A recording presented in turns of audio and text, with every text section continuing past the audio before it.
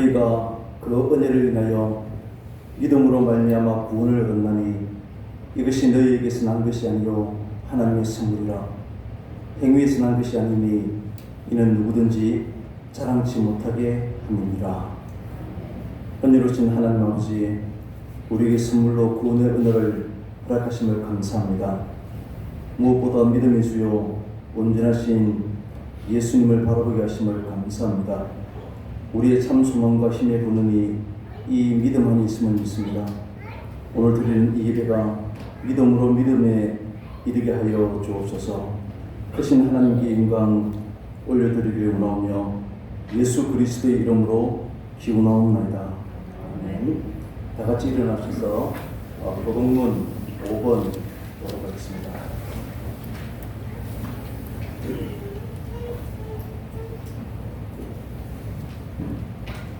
들어봅니다. 여호와 우리 주여, 주의 이름이 온 땅에 어찌 그리 아름다운지요. 주의 영광이 하늘을 덮어나이다.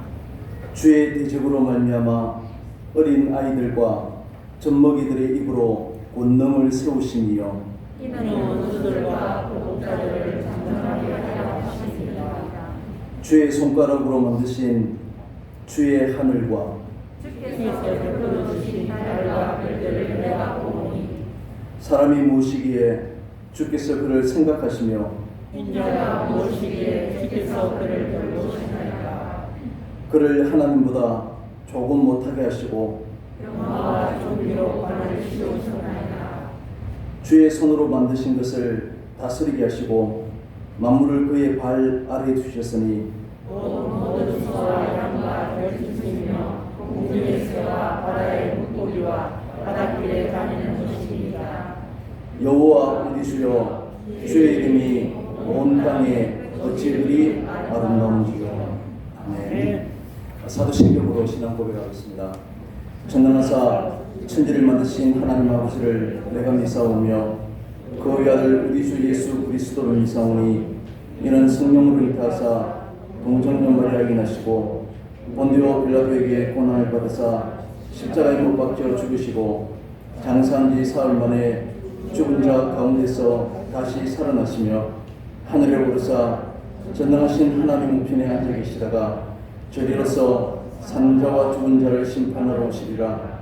성령을 믿사오며 거룩한 공의와 성도가 서로 교통하는 것과 죄를 사하여 주시는 것과 몸이 다시 사는 것과 영원히 사는 것을 믿사옵나이다. 아멘. 32장 찬송하겠습니다.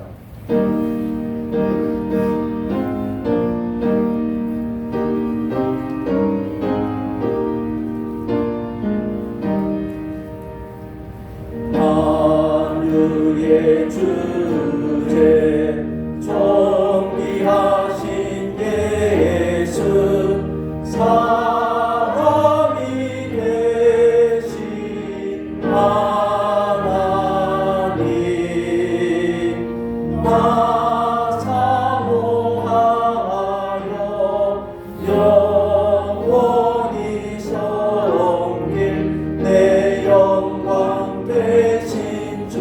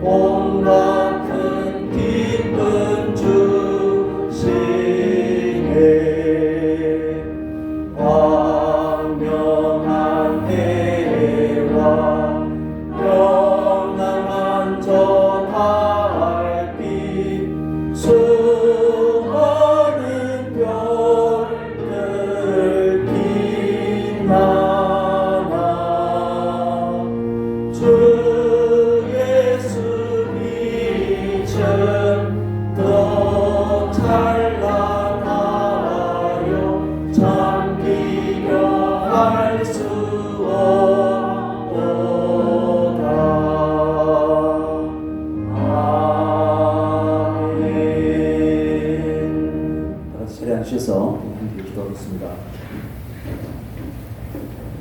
의로우시고 자비로우신 하나님 아버지, 거룩하신 하나님께 경배를 드립니다. 홀로 영광 받으시옵소서. 하나님을 경외하고 섬기는 저희들에게 영생을 허락하심을 감사합니다. 그리스도께서는 자신을 비워서 이 복된 지위를 기꺼이 감당하심을 감사합니다. 오늘 주의 거룩한 유움 앞에 우리가 지은 모든 죄들을 고백합니다. 육체의 일은 분명하니 온갖 더러운 것이라고 하셨는데 우리의 본성이 타락하고 부패하여 하나님 앞에 당연히 정죄를 받아 마땅한 줄 압니다. 또한 우리의 부패성은 절대로 우리 속에 사그라지지 않고 죄의 일매를 믿을 수밖에 없음을 날마다 보고 있습니다. 우리는 선을 행할 수도 없고 계속해서 온갖 악을 드러내는 정욕에 사로잡혀 있음을 고백합니다. 하나님, 우리 비참한 상태를 보시고 긍휼을 베어 주시옵소서. 하나님, 우리의 믿음을 굳건히 붙잡아 주시고 오직 예수 그리스도만 의지하게 하여 주옵소서. 하나님, 우리 자신을 부인하며 기꺼이 우리의 십자가를 짊어지며 살아가는 성도 되게 하여 주옵소서. 오늘도 주의 몸된 교회에 섬김 있게 하여 주시고 구원의 큰 기쁨을 전가하는 성도가 되게 하여 주시옵소서. 하나님, 오늘도 선포되는 말씀으로 우리의 심령을 새롭게 하여 주시옵소서. 지금도 불안하고 두려워하는 이들을 하나님 위로해 주시고 담대하게 하여 주시고 주의 도우심을 바라고 기다리게 하여 주시옵소서. 하나님, 지금도 고통과 절망 가운데 있는 이웃들을 위로하여 주옵소서. 코로나가 좋게 종식되게 하여 주시고 우리의 일상이 회복되게 하여 주옵소서. 이것으로 복음이 중단되지 않게 하여 주시고 상처받고 아파하는 이들을 더욱 잘 보살피게 하여 주옵소서. 하나님, 하나님의 교회가 교회로서 이 시대의 사명을 감당할 수 있도록 허락하여 주옵소서. 하나님, 우리 사랑하는 자녀들을 지켜주시고 말씀으로 올곧게 자라서 이 땅에 참된 소망이 되게 하여 주시옵소서. 지금도 우리 욕심으로 무분별한 분열과 분쟁의 역사가 이제 그치게 하여 주옵소서. 이 땅에 이단이 미치고 미신에 잠식되고 세속적인 이권에 함몰되지 않도록 하나님, 저희들에게 말씀으로 지혜를 허락하여 주시옵소서. 오늘도 만유의 주께서 주시는 참된 은혜 안에서 오직 하나님만 경배하게 하여 주옵소서. 우리의 예배를 복되게 하여 주시기를 간절히 바라오며 우리 구주 예수 그리스도의 이름으로 기도하옵나이다. 아멘.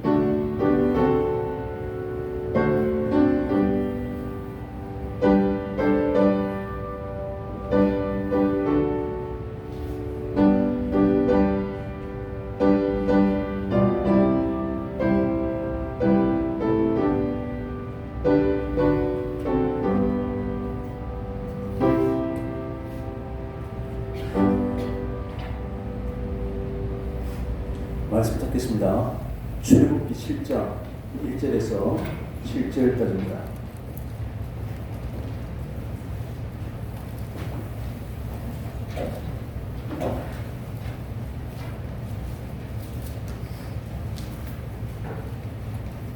출애굽기 7장 1절에서 7절까지 우리 같이 읽도록 하겠습니다.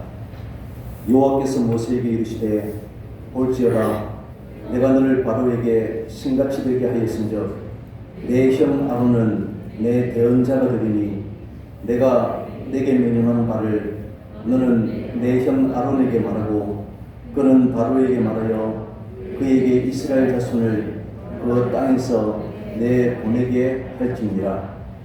내가 바로의 마음을 완악하게 하고 내 표징과 내 이적을 애굽 땅에서 많이 행할 것이나 바로가 너희의 말을 듣지 아니할 터인즉 내가 내 손을 애굽에 뻗쳐 여러 큰 심판을 내리고 내 군대 내 백성 이스라엘 자손을 그 땅에서 인도하여 낼지라.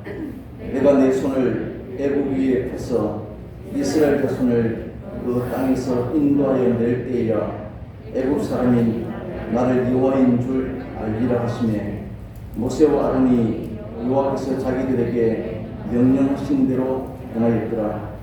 그들이 바로에게 말할 때에 모세는 80세였고 아론은 83세였더라. 아멘. 설 명절을 앞두고 우리 가족들이 함께 모여서 예배드리고 또 일부 예배도 함께 온 가족들이 함께 예배드릴 수 있어서 더 풍성하게 느껴집니다. 오미크론으로 1만 6천 명, 7천 명 오르내리는 이 상황이라서 작년도 명절 끝나면 또 확진자가 더 많이 생겨서 더 심히 걱정이 되기도 합니다.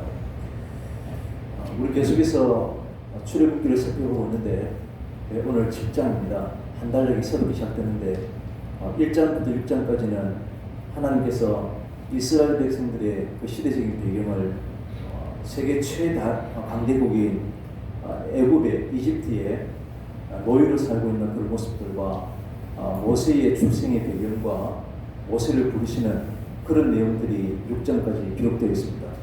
그리고 7장부터 12장까지는 이 모세가 이제 하나님의 명령을 받아서 바로 왕과 더불어서 서로 대결하는 장면들이 10가지 재앙이 기록되어 있습니다.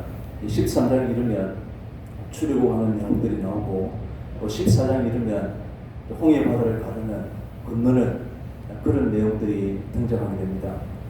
계속해서 이제 출애굽하고 난 뒤 16장부터 이제 광야 생활 가운데 이스라엘 백성들이 입혀낼 모습들을 훈련시키는 그런 내용들이 기록되게 됩니다.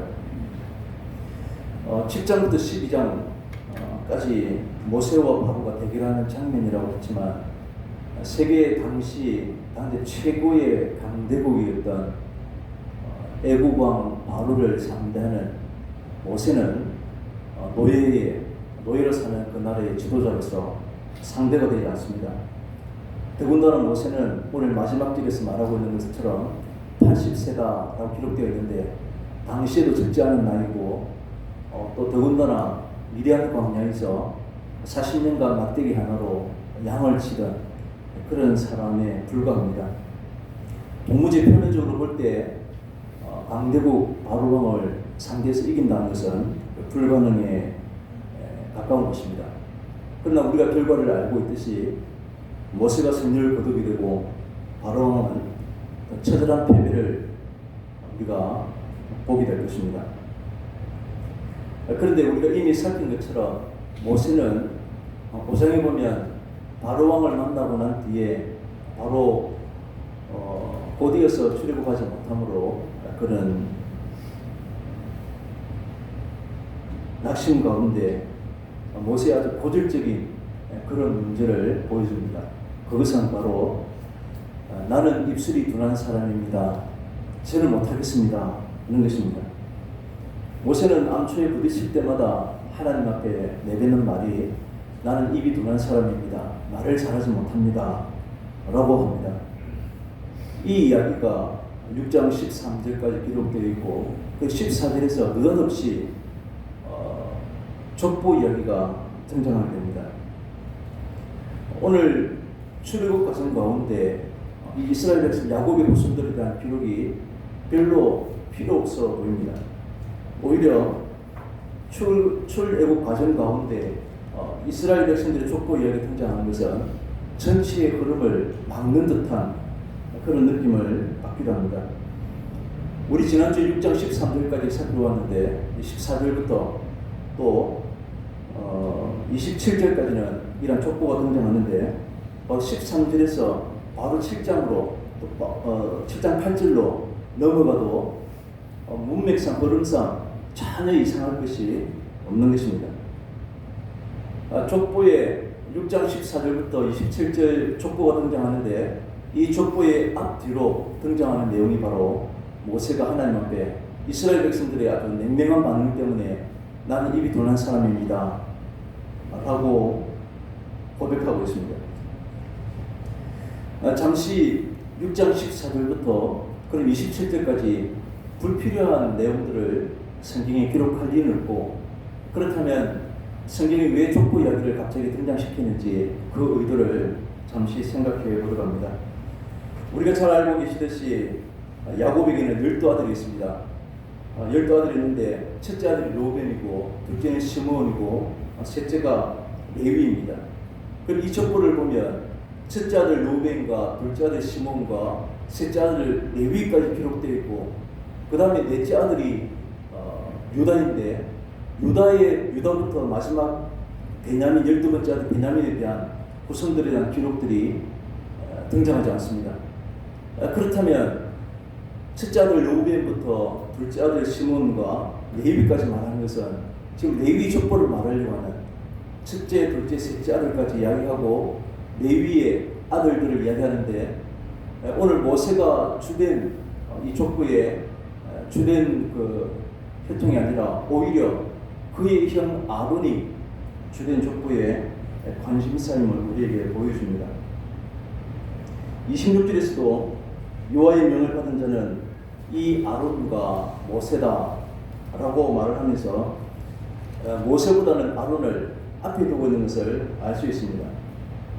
이 족보를 주시는 것은 바로 오늘 이 아론을 지금 하나님께서 말씀하시려고 하는 의도가 있다는 사실을 우리가 알게 됩니다. 모세는 하나님 앞에서 상습적으로 나는 입술이 둔한 사람입니다. 말을 잘하지 못합니다. 라고 이 불만에 대해서 아론이 바로 하나님께서 준비하신 말을 잘하지 못하는 아론을 모세를 대신해서 그를 도울 합당한 합력자, 조력자로 돕는 사람으로 그리고 이후에 이스라엘 백성들이 죄로부터 구원받게 될 대제사장으로서 합당한 자다라고 하는 사실을 강조하려고 하는 것이 족보의 이야기입니다. 오늘 하나님께서는 나는 입이 둔한 사람입니다라고 반복해서 고백하고 있는 이 모세에게 입 닫고 가라고 일방적으로 명령하지 아니하시고 아론을 붙여주심으로써 모세를 격려하고 있는 것을 알 수 있습니다.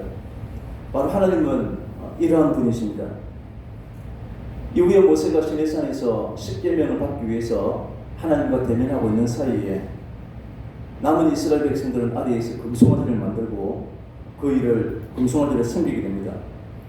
이 일로 인해서 모세는 누구든지 여호와 편에 있는 자는 다 내게로 나오라 라고 말했는데 이 모세 편으로 여호와 편으로 다 다가온 사람들이 전부 레위 자손들이었습니다. 하나님 편인지 또 아니면 인간의 편에 서야 할 때 하나님 편에 섰던 사람들이 바로 레위 후손들이었다는 것입니다. 이 족보 가운데 마지막에 등장하는 사람이 또 우리를 주목하게 하는데 이 사람이 바로 비느하스입니다. 나중에 출애굽한 뒤에 이스라엘 백성들이 광야 생활 가운데 민수기 25장 이르면 이스라엘 백성들 그만 큰 시험에 빠집니다. 그것은 그들이 모압을 차지하고 모압 여인들과 온 이스라엘 남자들이 음행에 빠지게 되었습니다. 그래서 하나님께서는 이 남자들을 죽이라고 하셨을 때 어떤 한 사람이 거의 노골적으로 배망문에서 모압 여인과 음행을 저지르게 됩니다. 이때 비느하스가 창을 들고 이 두 사람을 죽이게 됩니다. 그런데 하나님께서 이 사건으로 인해서 비느하스에게 하시는 말씀입니다. 내가 그에게 나의 평화의 언약을 주리니 그와 그 후손에게 영원한 제사장 직분의 언약이라. 그가 그 하나님을 위하여 질투하여 이스라엘 자손을 속죄하였습니다. 음행하는 이스라엘 백성들과 모압 여인을 죽이는 이것을 하나님께서는 오히려 칭찬하고 있는 것을 알 수 있습니다.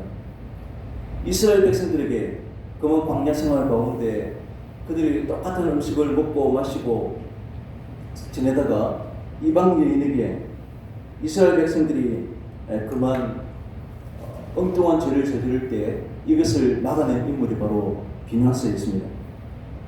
이 비느하스가 하나님 말씀하신 대로 나중에 대제사장으로서 중요한 역할들을 감당하게 되었던 것입니다.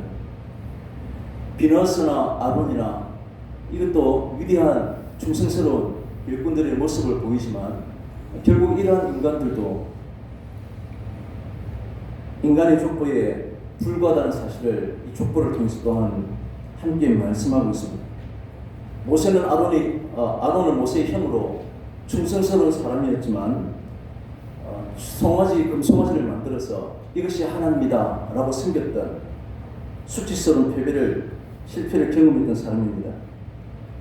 또 아론의 두 아들인 나답과 아비후는 하나님께서 명령하지 아니하시는 그 불을 사용해서 하나님께 제사 지내다가 그만 생망해서 죽음을 맞이하게 됩니다. 이 족보 가운데 등장하는 고라는 출애굽하고 난 뒤에 이스라엘 백성들이 광야에 있을 때 당을 짓고 지휘관 250명과 합세해서 모세와 아론에게 반기를 들었던 그러한 인물도 등장합니다. 하나님은 땅을 갈라지게 하셔서 이들을 다 삼키시고 죽음에 이르게 했습니다. 고라 역시도 오늘 등장하는 이 족보가 결국은 인간의 족보에 불과하다는 사실을 우리에게 보여주는 것입니다. 깨어지기 쉽고 또 죄짓기 쉬운 온전하지 못한 이것이 바로 우리 인간들의 족보인 것입니다. 그러나 이 족보를 통해서 하나님께서는 아론이라고 하는 사람을 모세에게 붙여주심으로 하나님께서 이 모든 불완전하고 온전하지 못한 죄와 더불어 살아가는 이러한 인간의 족보임에도 불구하고 하나님께서 이 모세에게 아론을 붙여주심으로써 하나님께서 합당하게 하나님 일을 이루어가시는 것을 우리에게 나타내 보여주시고자 한다는 것입니다. 그래서 하나님께서는 오늘 1절에서 이 족보를 마치면서 모세가 바로에게는 애고방 바로에게는 마치 신이 될 것이다 이렇게 말씀합니다. 하나님께서는 이 모세가 바로에게 있어서는 하나님이 되게 하시겠다는 것입니다. 나는 입술이 둔한 사람입니다 라고 거절하는 이 모세에게 내가 너를 통해서 말하고 내가 너를 통해서 출애굽의 모든 과정들을 행하시겠다 라고 이렇게 말씀하시는 것입니다. 모세는 지금 하나님을 대변했고 또 하나님은 이 안에서 그 안에서 모세를 통해서 말씀하시고 모든 일들을 역사하신다는 것입니다. 이것이 바로 바로에게 모세가 신이 되겠다라고 하는 하나님의 선언의 의미가 되는 것입니다. 이제 하나님의 권위를 가진 모세는 더 이상 바로 앞에서 말을 잘하지 못해서 주저하거나 뗄 필요가 전혀 없는 것입니다. 그러나 바로에게 모세가 하나님이라고 하는 사실을 뒷받침해 줄 또 다른 사실이 있습니다. 그것은 바로 아론을 모세의 대언자가 되게 해주시겠다는 것입니다. 하나님께서는 항상 선지자를 통해서 말씀해 주셨는데 하나님이 되는 모세에게 이 모세를 대신할 대언자가 아론이 되게 하시겠다는 것입니다. 하나님은 모세에게 선지자를 붙여주심으로써 모세를 바로 앞에서 하나님이 되도록 해 주시겠다고 약속하고 있는 것입니다. 하나님께서는 지금 모세를 대신해서 대언자로 활동한 이 아론은 선지자는 합당하고 적합한 그런 인물이었습니다. 이것을 보여주기 위한 것이 바로 앞에 6장 14절부터 27절까지의 족보의 내용인 것입니다. 6장 족보에 등장했던 야곱의 첫째 아들 로벤과 둘째 시므온과 또 셋째 레위의 공통점이 있습니다. 우리가 잘 아는 창세기 49장에 보면 야곱이 죽기 전에 12아들을 불러서 축복하는 내용들이 있는데 그때 축복이 아니라 첫째, 둘째, 셋째 아들은 저주의 말을 듣게 됩니다. 저주를 받게 된 여러 가지 이유들이 등장하는데 아무튼 이처럼 저주를 받은 이 가문이지만 저주받은 이들을 통해서 드러나는 것이 바로 하나님의 계하심임을 나타내려고 합니다. 저주라고 하는 것은 로벤이 그의 아비의 첩을 통과하고 난 뒤에 저질렀던 이런 일들을 죄 아래에 있음을 뜻하는 그런 것입니다. 따라서 저주에 벗어났다면 이제는 죄로부터 자유를 얻었다는 뜻입니다. 또한 저주받은 자에게는 그보다 더 복된 일들은 없을 것입니다. 하나님께서 이스라엘 백성들을 출애굽하신 이 일은 애굽의 종으로부터 해방시킨 이 일은 이것과 연관이 있다는 사실을 우리에게 말씀하는 것입니다. 저주 아래에 있는 죄로부터 벗어나지 못하는 그러한 자기 백성들을 그 어둠의 세계에서 구출하시고 이제는 자유를 얻게 하심으로써 이스라엘이 하나님으로 인해서 어떤 복을 누리며 살게 되는 것인가 라고 하는 사실을 우리에게 보여주고 증거하는 것이 바로 출애굽 사건인 것입니다. 하나님은 그의 백성으로 부름받은 사람들은 하나님의 은혜의 세계 안에 살아가는 자들입니다. 이들은 세상이 추구하는 복과 다른 그런 또 다른 개념의 복 아래에 놓여져 있는 것입니다. 이것이 오늘 본문 가운데서는 하나님의 군대라고 표현합니다.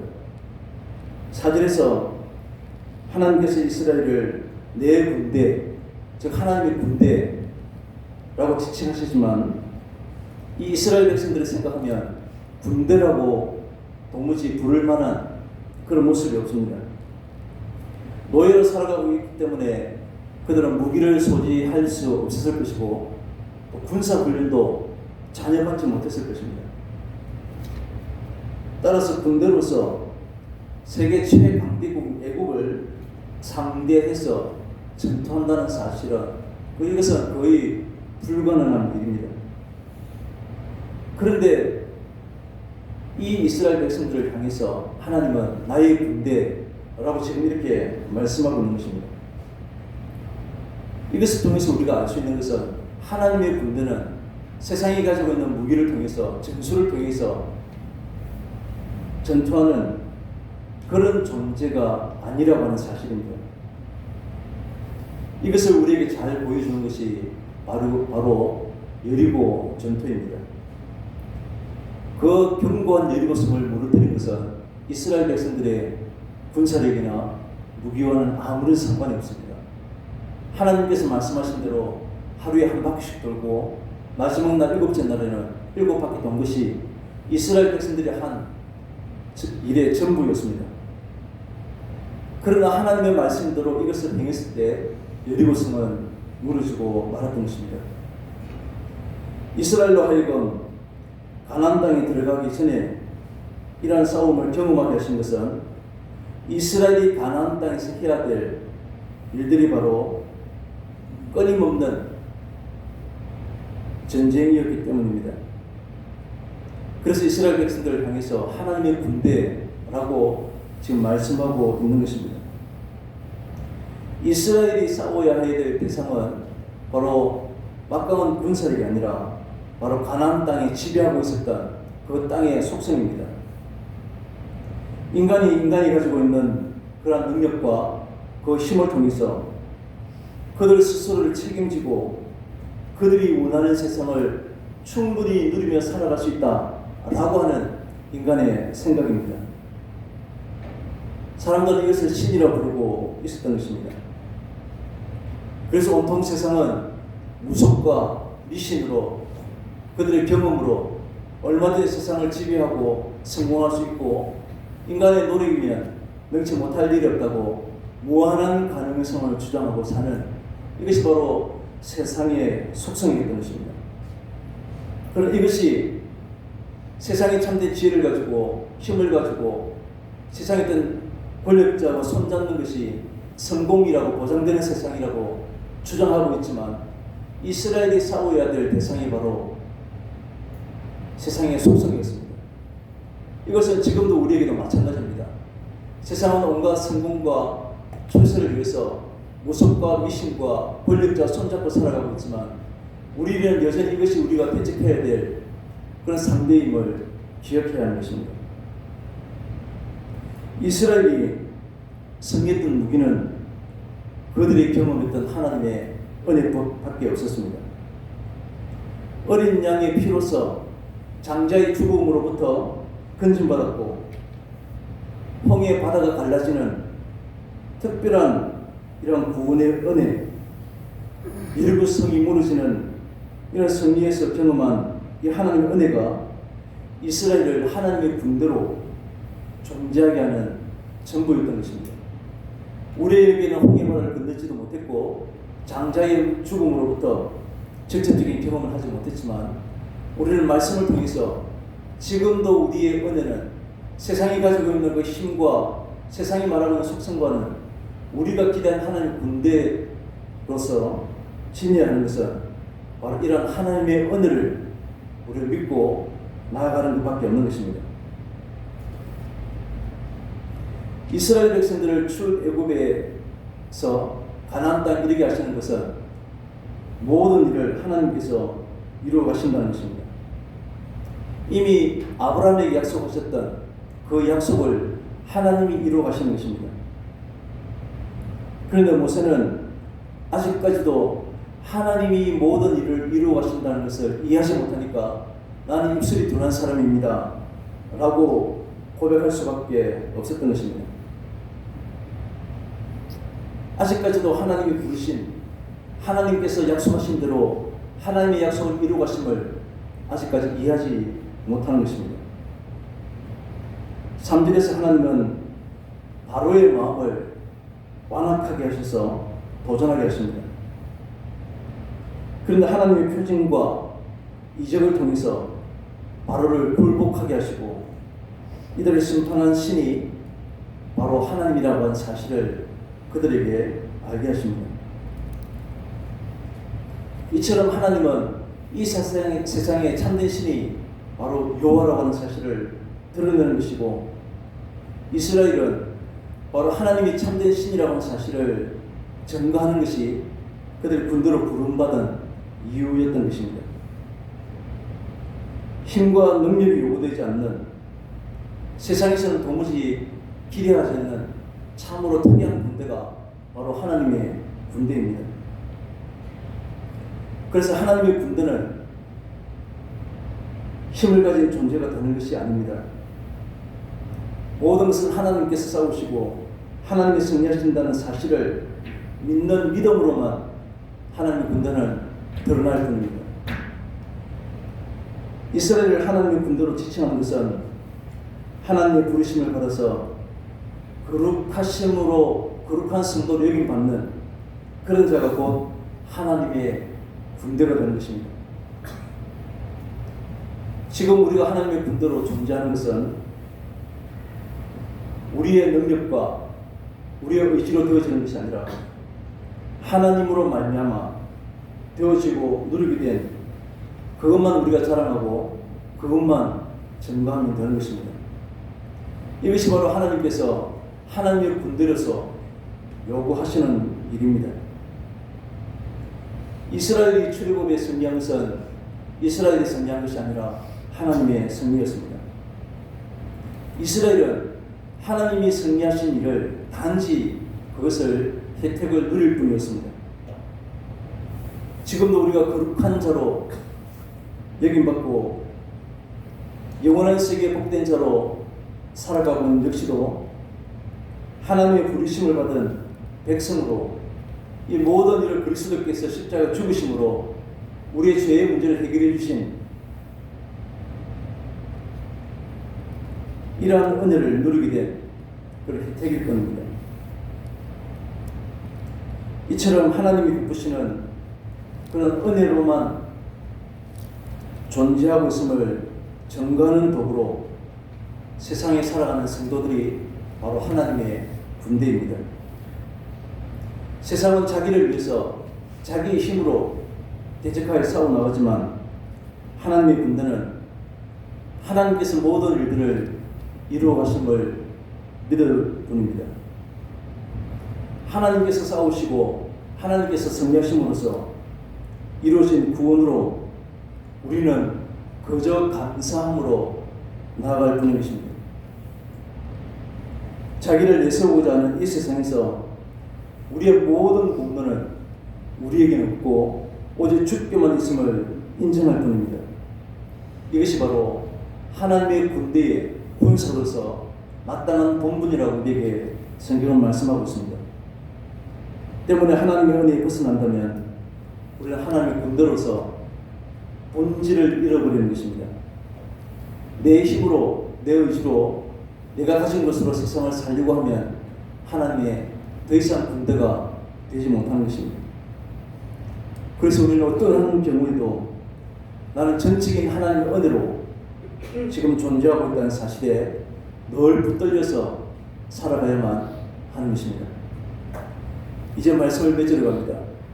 하나님께서는 왜 이렇게 어렵고 힘든 일을 거절하는 모세를 뒤로하고 말 잘하는 아론을 세워서 간단하게 일을 처리하면 되실 텐데 모세를 부르시고 말씀하시고 모세는 다시 대변자 아론을 말하고 아론이 애굽에 가서 말을 하게 하는 복잡한 어려운 과정을 끌고 가시는지 우리의 있음으로는 이야기가 참으로 힘이 듭니다. 하나님께서는 바로의 마음을 더욱더 강팍하게 하시고 하나님께서는 표정과 이적을 10번씩이나 행하시고 하나님께서 이스라엘 백성들을 인도하여 계시는 이러한 모든 일들은 오늘 7장 5절에 한 가지를 그 이유를 설명합니다. 애국 사람이 나를 여호와인 줄 알리라입니다. 하나님께서 힘이 없어서 모세와 아론을 두 사람을 불러서 일을 하시는 것이 아닙니다. 하나님께서 이 모든 과정을 통해서 아론의 족보를 통해서 하나님이 누구신지를 애국 백성들에게 알리고자 하십니다 라고 말씀하는 것입니다. 이 과정 속에서 하나님은 모세와 아론도 그리고 이스라엘 백성들에게도 하나님이 우리의 참된 신이 되심을 여호와가 바로 우리의 하나님 되심을 깨닫기를 원하고 계시는 것입니다. 이제 설 명절이 시작되는데 오늘 이스라엘 백성들이 여호와가 바로 우리의 참된 신이 됨을 그들에게 알리고자 하셨던 것처럼 우리가 만나는 모든 이웃들과 친지들에게도 우리가 믿는 하나님이 그 참된 신 되심을 세상의 온갖 미신과 무속과 속된 것으로 그것이 마치 주인처럼 주장되는 이 세상 가운데 오직 하나님의 거룩한 백성으로 증거하시는 모든 도구들이 다 되시기를 간절히 바랍니다. 기도하겠습니다. 하나님 아버지 감사합니다.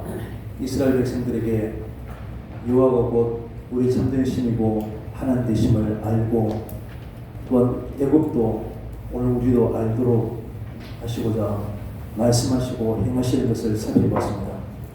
이제 우리도 이 세상 가운데 하나님의 참된 신이심을 증거하고 살아가는 그런 저희들 다 될 수 있도록 은혜를 베풀어 주옵소서. 예수님의 이름으로 기도드립니다. 364장 찬송하겠습니다.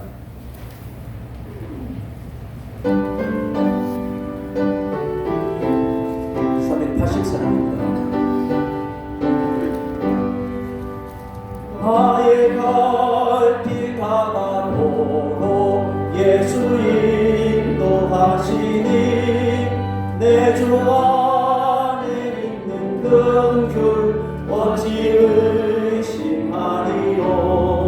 믿음으로 사는 자는 하늘 위로 받겠네. 무슨 일을 만나든지 간사형통하리라. 무슨 일을 만나든지 간사형통하리라.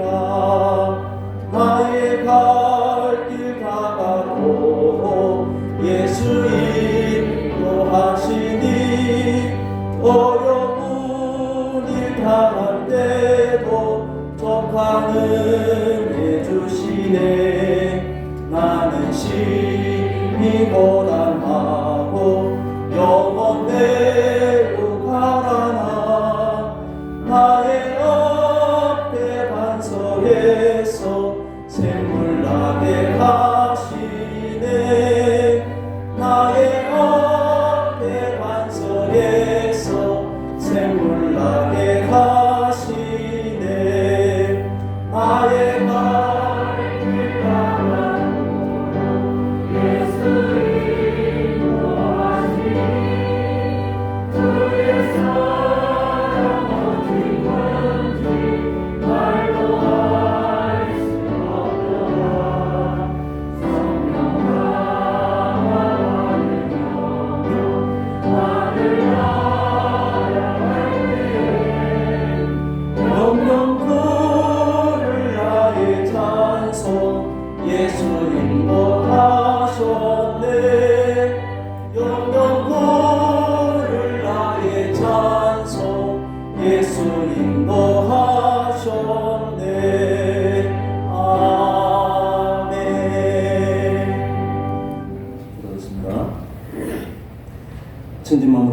계시는 하나님 아버지, 우리의 일용할 양식을 허락하시고 풍성한 젖과 꿀로 먹이시는 하나님께 오늘도 감사의 예물을 드리게 하시니 기쁘게 받아 주시옵소서.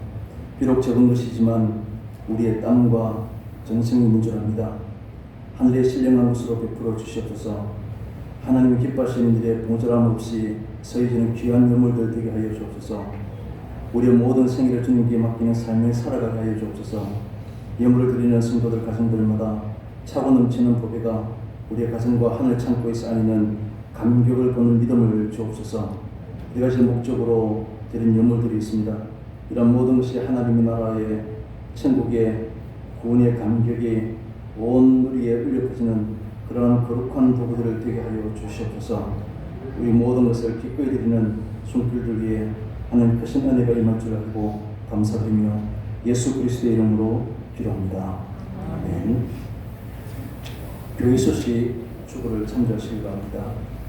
계속해서 큰 이동들이 있는데 사회적 거리두기를 잘 지침들을 잘 지켜주시고 고통당한 이 땅에 속히 회복될 수 있도록 함께 기도해 주시면 감사하겠습니다.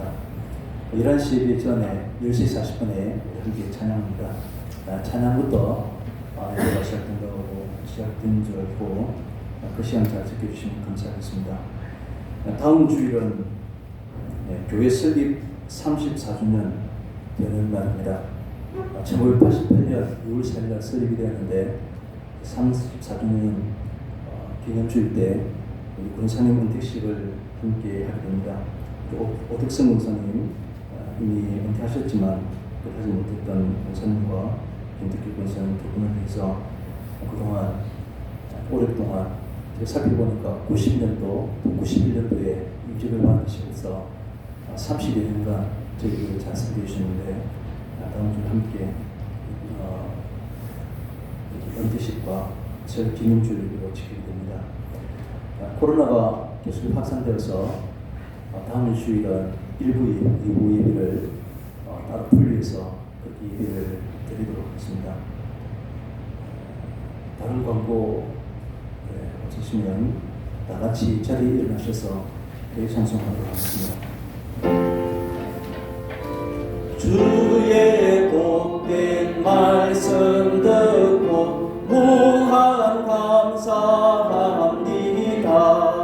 사랑마다 주는 은혜로 이기도록 하시고 광야 같은 세상에서 항상 인도하소서.